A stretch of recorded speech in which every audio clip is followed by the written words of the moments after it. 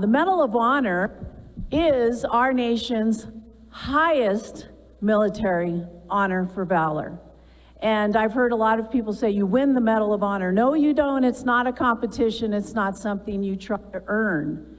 As a matter of fact, the recipients have no idea they've earned it until that call comes from the President of the United States office. So the Medal of Honor is, like I said, that honor for the highest honor for military courage in valor. Valor's courage in the face of danger. But what does that medal represent? Well, those who wear it will tell you it represents honor, integrity, and patriotism. But don't listen to my words. Let's hear what some of our Medal of Honor recipients have to say about that.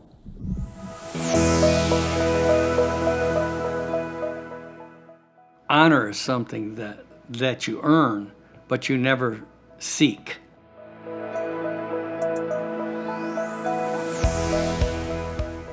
Integrity. Integrity is your most valuable asset. And if you ever jeopardize it or lose it, you'll never get it back.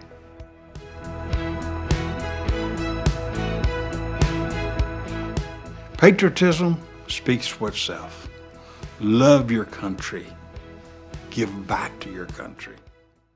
In many ways, wearing the medal is much more difficult than it is to receive it or earn it. In doing so, you represent all those veterans that don't have a voice. And it's so important that we're able to express to the country what it is to be a veteran and to fight for the country, to make sacrifices for our way of life and our beliefs. The Center for American Values is a feature attraction on the Pueblo Riverwalk.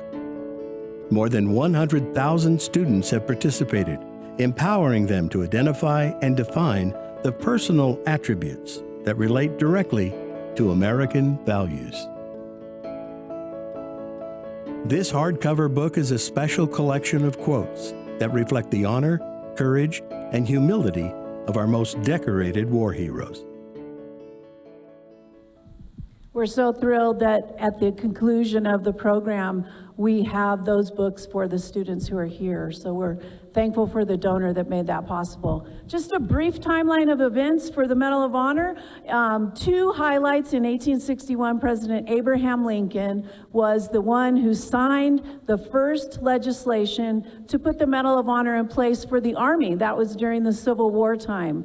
1,523 medals were given during the Civil War, which is quite a number when you hear the comparison, and I'll refer back to that. In 1956, we had legislation in place for Medal of Honors for all the branches at that time. We still only have 3 medal designs. Each branch designed their own medal. The one on the left-hand side, which you'll see bigger pictures of in the presentation, the one on the left-hand side is the Army medal, which our distinguished guests will be wearing this morning.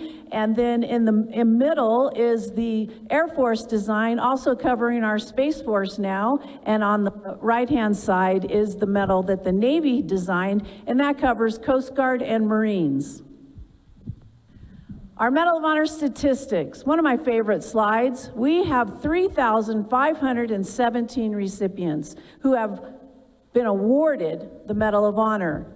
And out of those, I said 1,523 were in the Civil War, so as you can see, past that time, we narrowed down the recipients as we identified exactly what it took to receive that. We've had approximately 40 million service members in the United States military, and if you do the math, Medal of Honor recipients is less than 1%. It's actually 0.00008% have received that medal. We have 62 recipients living today. That number's near and dear to our guest of honor, because just a couple weeks ago we lost one and had to change that number, and that was a dear friend of his. So the Medal of Honor recipients try to get together and are close.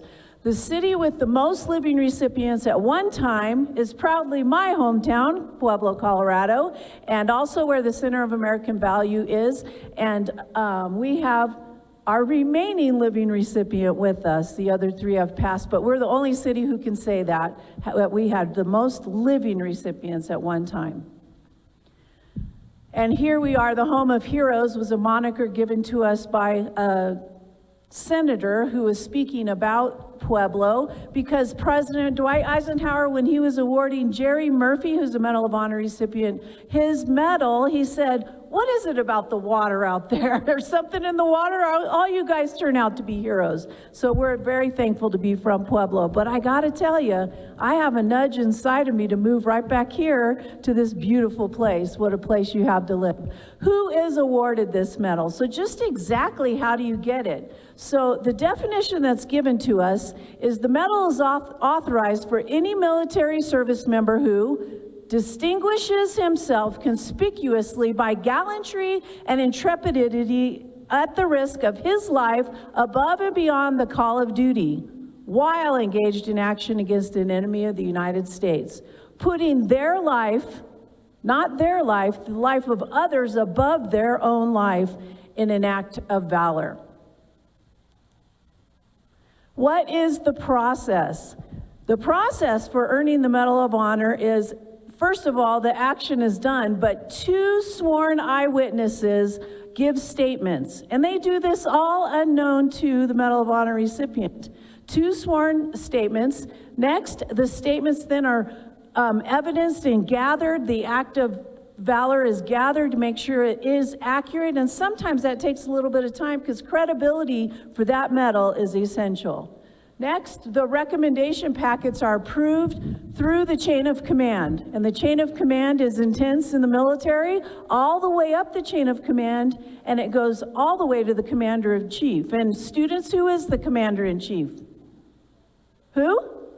The President of the United States. So the Commander-in-Chief is the one who gets it, but it goes through Congress first. It's actually a congressional medal. Congress approves, and it goes to that President, the Commander-in-Chief, who then, his office, contacts the Medal of Honor recipient, and that's when they find out. Recommendations must be submitted within 3 years of the act and then awarded within 5. That doesn't always happen because of the chain of command and the details of credibility, but that is the goal.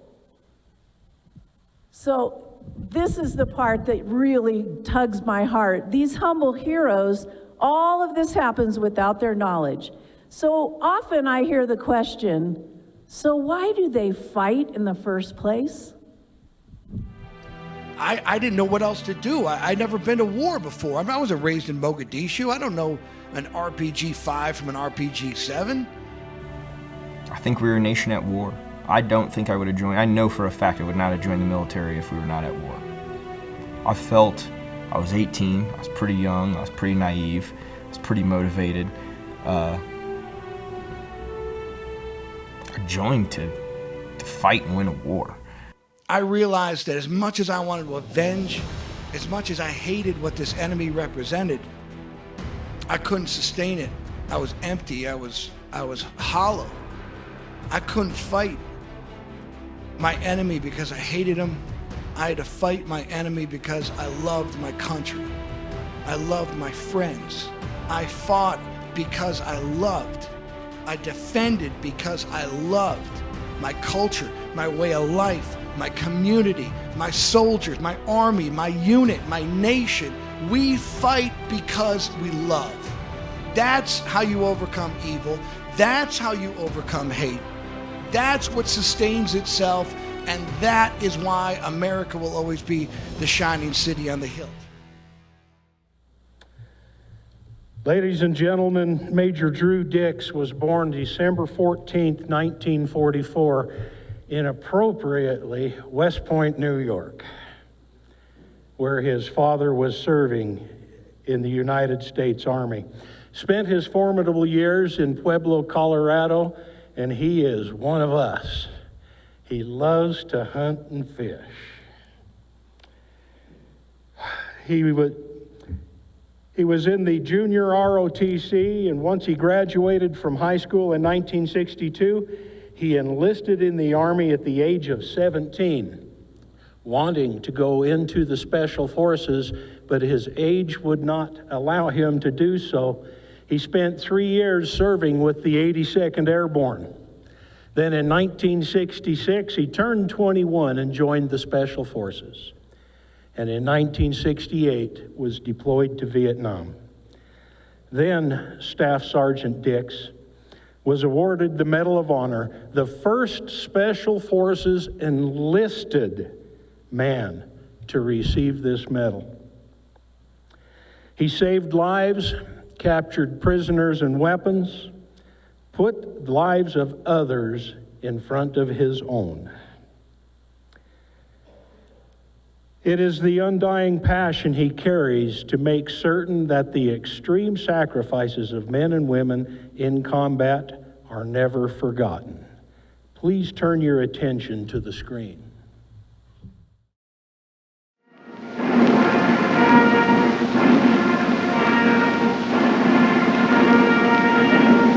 Ladies and gentlemen, the President of the United States.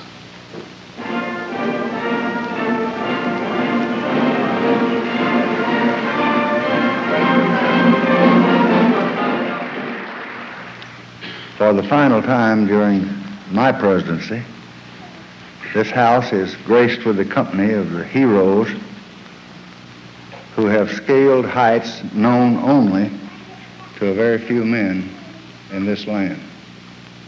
The President of the United States of America, authorized by Act of Congress March 3, 1863, has awarded in the name of the Congress the Medal of Honor to Staff Sergeant Drew D. Dix, United States Army. Drew Dix is a Congressional Medal of Honor recipient.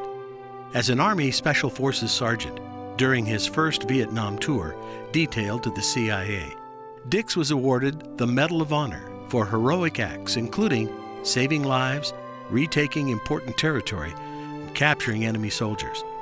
He became the first enlisted man in the U.S. Army Special Forces to receive the Medal of Honor. Dix's military career continued for 20 years, including work in Greenland on a classified contract from 1985 to 1995 with the mission to establish ice stations on the Arctic Ocean to track Soviet submarines. Following the attacks of September 11th, he was asked by the governor of Alaska to advise him on the strategies that should be used to protect the oil infrastructure in Alaska. He served as Alaska's first director of Homeland Security and retired from the state of Alaska as a deputy commissioner within the Department of Military and Veterans Affairs. In a 2004 film documentary, Dix showed the humility and sense of duty we see so often in our heroes. Anytime you receive notoriety or recognition in anything you do, your life is just starting. You should use that as a point to build upon, not just sit back on your haunches and kind of let life float by. Let's face it, if I'd done that when I was 24 years old, I wouldn't have done much since then. His personal mission was clear: to create a national initiative to recognize and preserve the values our great country was founded on. The founding fathers and those that fought in the Revolutionary War or were involved in the Revolutionary War, they were patriots, but not all of them carried a gun. I mean, they believed in their country. I felt that I needed to continue to serve. I'm retired. I retired from the military. I retired from another occupation. But you don't really retire. I mean, you just think of other things to do. In 2010, Drew Dix became a founder of the Center for American Values, located in his hometown of Pueblo, Colorado. Dix's deep commitment to America and his passion for the core values of honor, integrity, and patriotism became the center's mission. All of our vision is focused on family, community, and country. It's a foundation. If you don't have a strong family and a strong community values, you're not going to have a strong country. We all have an opportunity to serve, and some of us have raised our hand to serve this nation of ours, and others can reach their hand out. Drew Dix will continue in his quest to honor people from all walks of life who through courage and dedication have made extraordinary accomplishments. Drew Dix is a selfless hero who wants America's youth to recognize and truly understand the sacrifices made by others by providing unique educational opportunities through the Center for American Values. Doing great work over there. Want to thank my dear friend Drew Dix. Thank you, Drew, for all you do and for all you have done for our country. Thank you very much. God bless you, sir. Thank you very much. Thank you all. Please be seated. It's really good to be here in Pinedale. You know, I'm from a little town just west of Pueblo, about an hour, in a community much like this one. And so it makes me feel good to know that there are other places out there where there's close family values, there's hardworking people. You know, I drive around here in Pinedale and I see a lot of what I want to see in other parts of the country, and you know what? It's not happening everywhere. So be proud of where you are. Be proud of what you've got, and you've got a lot to look forward to. You know, I could probably just say, are there any questions? Because boy, there was a lot about me on the screen up there. But I appreciate the introduction. And Liz, thank you for your work with the center. We visit with a lot of young people all the time. And I'm also happy to see a lot of veterans here, and you've got a great per capita veterans in Pinedale. And that makes for a good community because, listen to them, most of us that have served in the military, and especially served in combat, are the last that want to know that we're going to go to war. Absolutely the last. And the mission of the center is to recognize what folks have done to make this great country. Not what they've done, but what they were willing to do. That's what made us so great. And we should be proud of that. And I've also heard that someone mentioned here that you're America's future. That's kind of true. You are America's future, but you're America right now.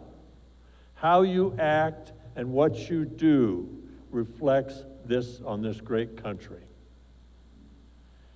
So you heard a little bit about the Medal of Honor and what it means. I'm going to tell you just a little bit more about it and what it means to me. So you can imagine a young guy that wanted to be in the military and do good. You should all want to do good in whatever you want to do, whether you're a farmer, rancher, law enforcement, professional, in the trades, whatever it is you want to do the best you can. So I was in the military and I wanted to do the very best.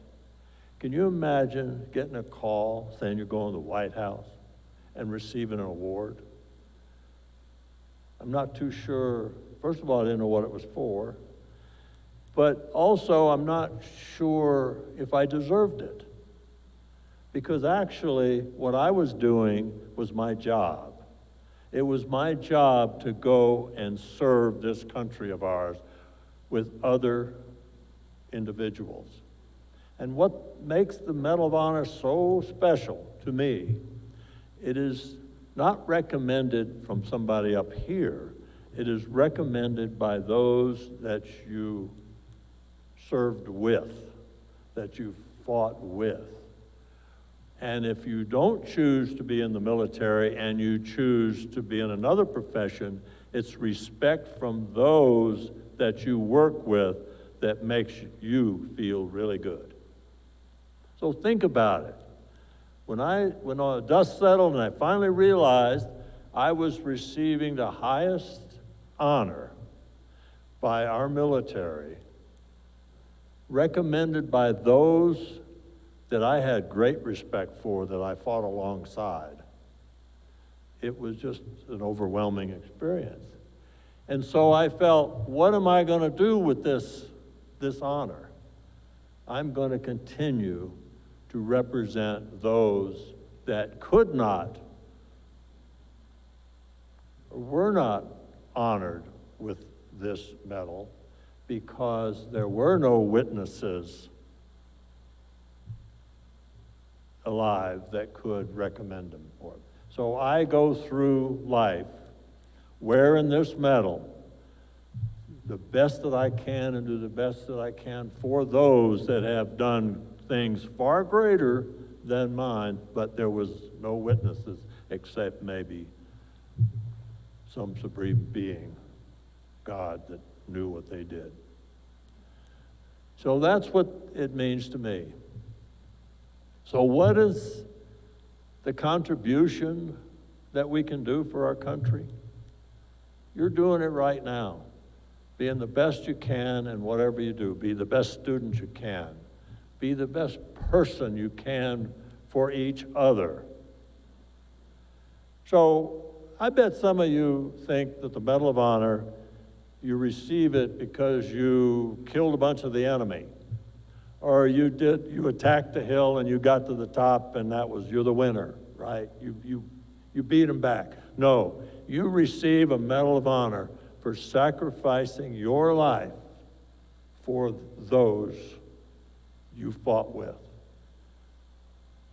And in most cases, those that we didn't even really know, except we just met on the battlefield a short time before. So think about it. Why do you do that? Every one of you could do the exact same thing and would do the same thing if you had the respect for those you were with and they had the respect for you. It's a mutual sharing. And that's what life is to make sacrifices for each other. And you do not have to be in the military or have a Medal of Honor to know you've done good. Believe me, there are so many opportunities out there, and this school right here is giving you a good start to go out there and attack this world and make this a better place for you, your families, and your friends. And you can do it. When I think back at 17 years old, I went in the military. There's some of you out there that are 17. Maybe there's some 18-year-olds in this auditorium here, the gymnasium. Let me tell you, life gets really compressed, you know, when you're young and you want to do a lot. And you think, oh, things not working fast enough. Well, I was there too, you know. All of the older folks out here are just like you. And when you hear someone, your teachers, your parents, or whatever, saying, this is what it was like, believe them, they knew. They were just sitting in the same spots you are many years before. And they were figuring out, what are they going to do with their life? What are they going to do? Life's kind of complicated in my day, but it's really complicated now. If you listen to some of the stuff going on, there's no secret. People looking for identity, and if you can't make one, you make one up. Let's face it, it's easy. You're a human being, and you were born with the opportunity to do good things, and you have an obligation to take care of yourself. And that's a good point, but the most important part of taking care of yourself is you take care of others, because you bring those in that make your life better. Now, some of you are saying, what is he talking about? He's an old man. Well, because I was sitting in places just like you, and they brought in old guys to speak, and I think they were probably 30 or something. You know, I'm bumping, I'll be 80 this year, right? And so I know it's kind of hard to listen to an old guy that probably says they walked to school both ways uphill, to and from in a snowstorm. Well, I did walk to school in a snowstorm a few times down in Pueblo, Colorado. But anyway, life is a blessing. It really is. And while we all have heard that we should be individuals I believe that. You should be an individual. But you can't be an individual at the expense of others. We're a collective country of individuals, but we also believe in something greater than ourselves. And you have to find what that is.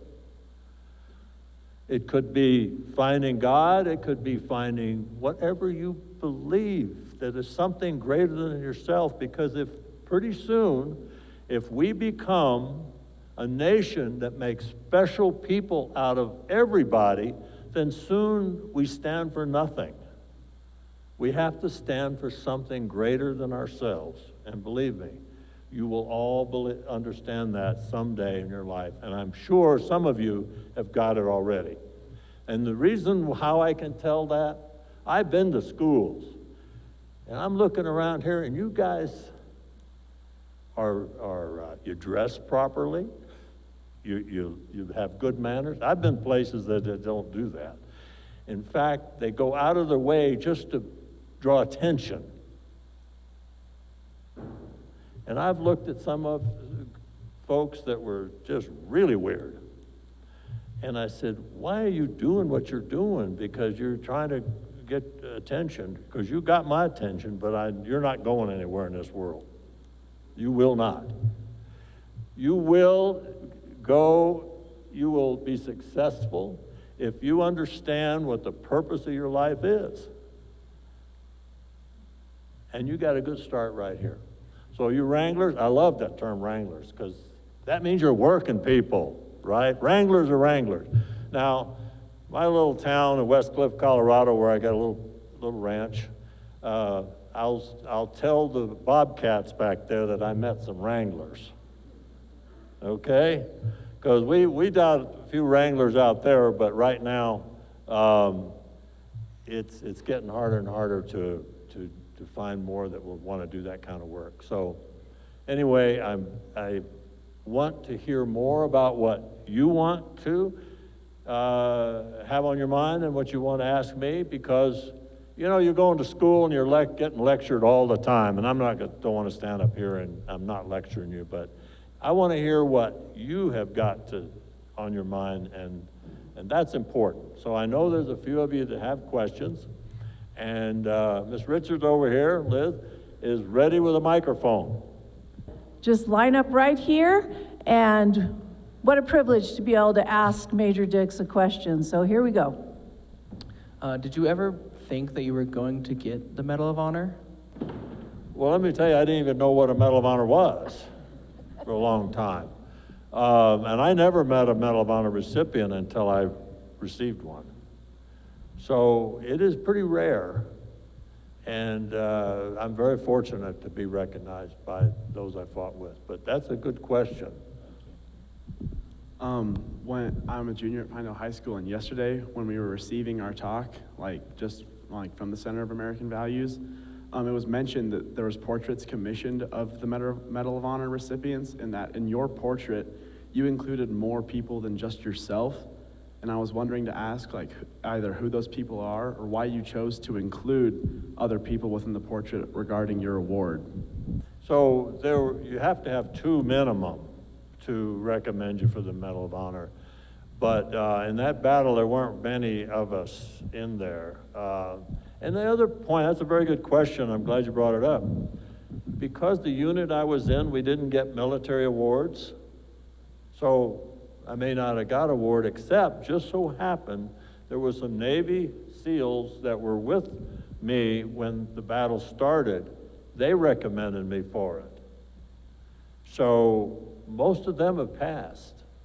I see one or two once in a while. And in a photo of a book, and maybe on the screen you did see that, there were some other folks in the photos with me. And I was so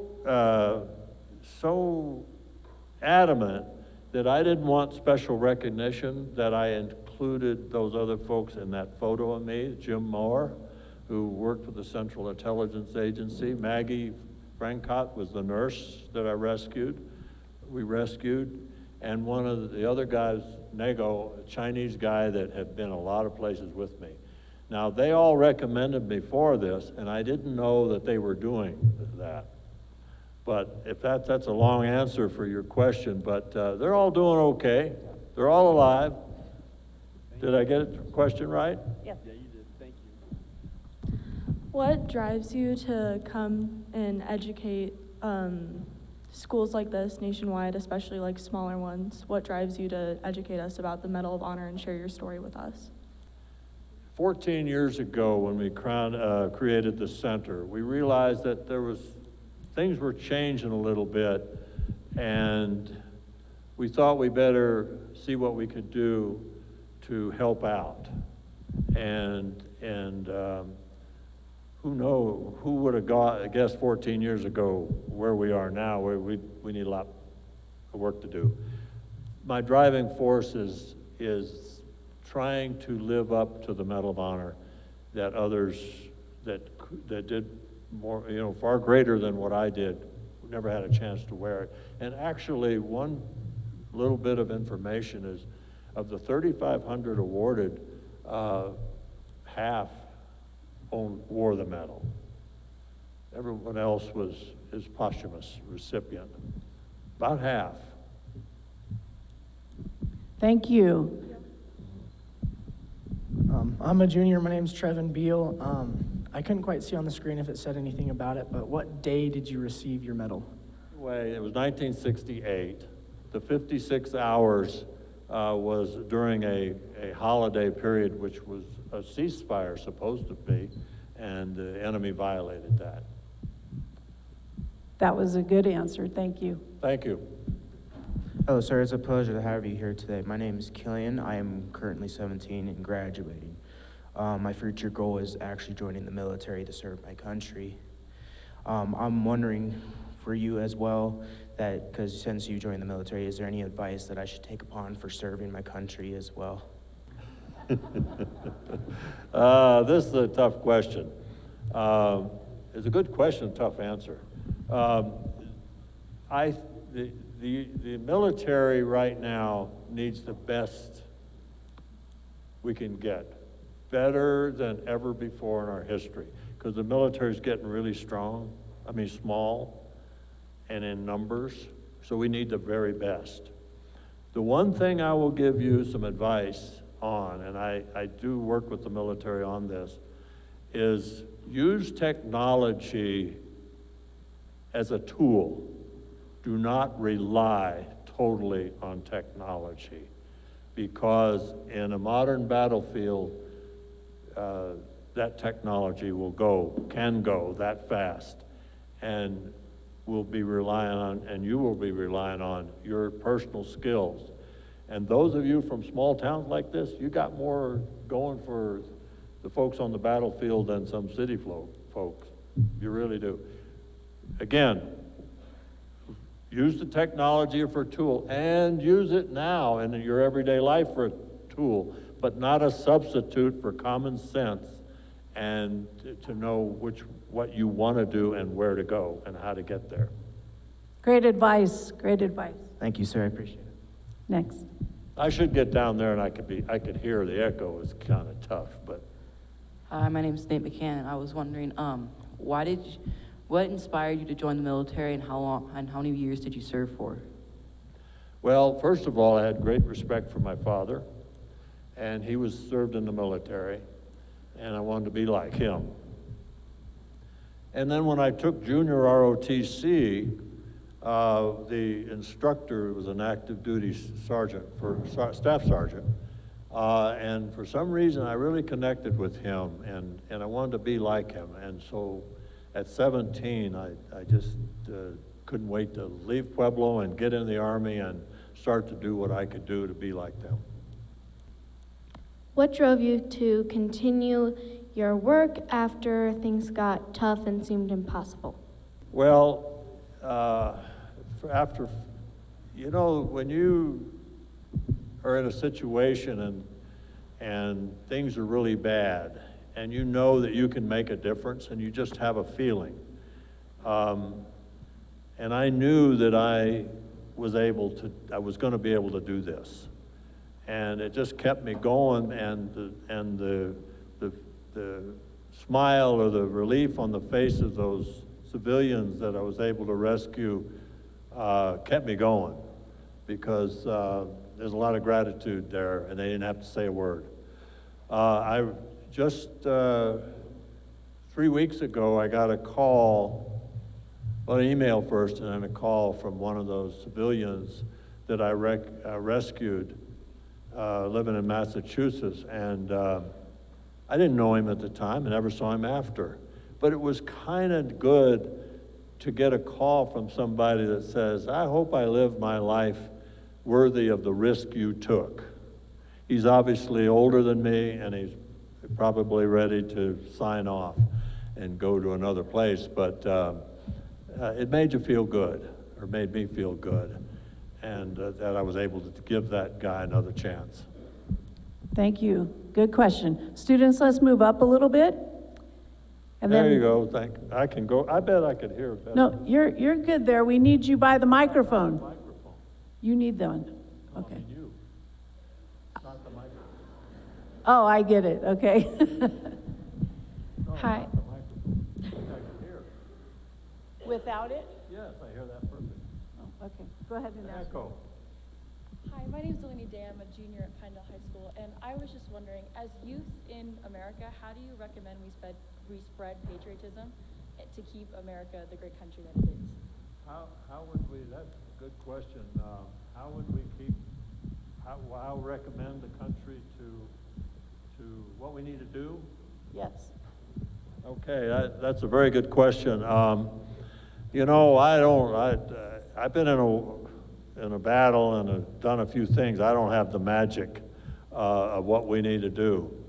But I do know that we need to go back to our gut feelings on what's right and wrong. Everybody here knows what's right and wrong. And we need to get back to that. We can't judge what's right, what someone else says is right. Does that make sense? It's because whatever they're saying might be for a different reason, for maybe personal reasons. You know what's right. Don't hesitate to follow through with what's right, never. And there's a lot of peer pressure, everybody knows what that is. I'm telling you, they all will side with you if you're right. And they believe in the same thing. Hi, my name is Josie Helm, and I was wondering, after you fought in the war, did you ever have PTSD? And for those who are trying to overcome it, what advice would you give them?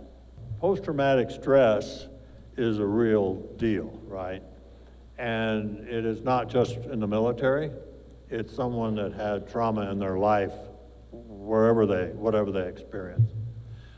In my case, I have traumatic brain injury, which has some of the same. I got shot in the head, right?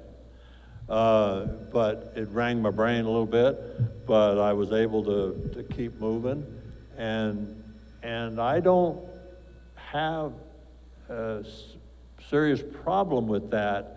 And I believe, you know, I'm not a clinician or anything, but I believe if someone has an issue, it's best to keep working to make life better and not become a victim. It is a real deal, but so is growing up.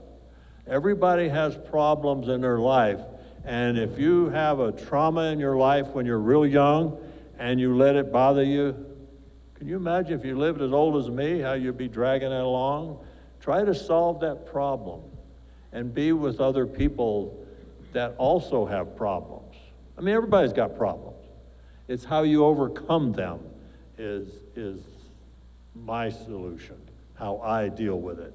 And if there's veterans out here that have it, then I would say, you know,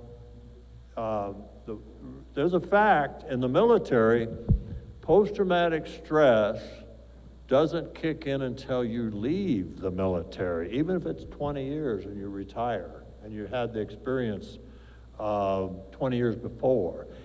Your association with others keeps you right, because trauma and bad experiences are part of life. So hang in there and learn how to deal with your own by helping others realize the fact that they can overcome that too. So two things to take away from this. One, it's not a bad thing if you have it from the military, or if you're not in the military and you have post-traumatic stress, it's not a bad thing unless you let it become a bad thing. Hi, I'm Tegan Fildy, and I was wondering, why don't some people wear their badges? Well, most do, but they don't wear it all the time. I wear it because this is not my medal, it's yours, it's everybody's. So I want everybody to see it. I have one individual that I know that doesn't wear his because he believes that he didn't earn it, that others in his unit did, or should have got it, but not everybody can get it. That's part of the tough part of the Medal of Honor is only one, generally, in a battle, sometimes two. So there's the humility of it, too. But we don't wear it all the time. I don't wear it when I go to the store or somewhere. I just wear it when I want you folks to see it. Thank you. Hi, I'm Melly Wilson, and my question is, so when you saw your friends or peers get hurt in war, how did you deal with it? In battle, when those get hurt, you have to respond to take care of them while you're doing your job. And it's a tough thing, but you can't let it take over. You have to deal with them. You have to be able to do what you can to save them. Now, when I was over there the first time, we didn't have medics or anything. I was just my only American with indigenous troops, and I took care of them myself. Now, when I went back over at another time and I had a infantry company in combat, I had medics. And we were in the middle of the battle. And the one thing American soldiers do is they take care of each other. And my biggest concern when was a company commander is in a battle is somebody risking their life to recover one that had been killed. We can get that later, but that's the passion that it has. So you don't look at it like it's a mess. You look at it like, I got to do something. I got to help them. You know, there's a lot of difference. You don't like the sight of blood? I don't either, but in a battle, it wasn't the same. It wasn't the same. If you cut your finger, it might be a little worse now than in the battle. Thank you. Thank you. What president gave you the Medal of Honor? Were you watching that film? That was President Johnson. They didn't say his name, I apologize. But you're not old at all. Now, President Johnson was younger than me when he presented it. But that was, see, the Medal of Honor recipients get an invitation to all the inaugurals. So I've met a lot of presidents. So the last act that President Johnson did was award the Medal of Honor to me, the very last thing. And then President Nixon took office in 4 days. So I've met them all since him, Johnson. How did you feel when you won the Medal of Honor? I was more nervous when I received it than I was in the battle, that's for sure. And the one thing you couldn't see on that film was my legs were shaking inside my pants, pretty. Because can you imagine a young sergeant standing there in front of the president, and your family's there, and all of the state, the congressional delegation from your state, and it's a pretty big deal. And I was really nervous. I was embarrassed almost. I hope somebody couldn't see my legs shaking that much. And our last question. I'm like wondering, what is it like being in the military? The military is a very good profession. I was proud of it. I spent 20 years in, and some of the best, my best friends, like the veterans here will tell you, are the ones that you meet in the military. And And there's some that I served with in the military that I've never seen since. And if they walked in here, it'd be like a real close cousin. I mean, you're maybe closer, you're really tight. So I think the military is a good occupation. This country needs the military. And my last words on that is, as I already said this, those that have been in combat are the last that want us to go to war because they've seen the horrors of it. But a strong military keeps us from getting into a war. If we have a strong military and we're not vulnerable, then I think it's our greatest chance to avoid getting into another war. Thank you. Thank you.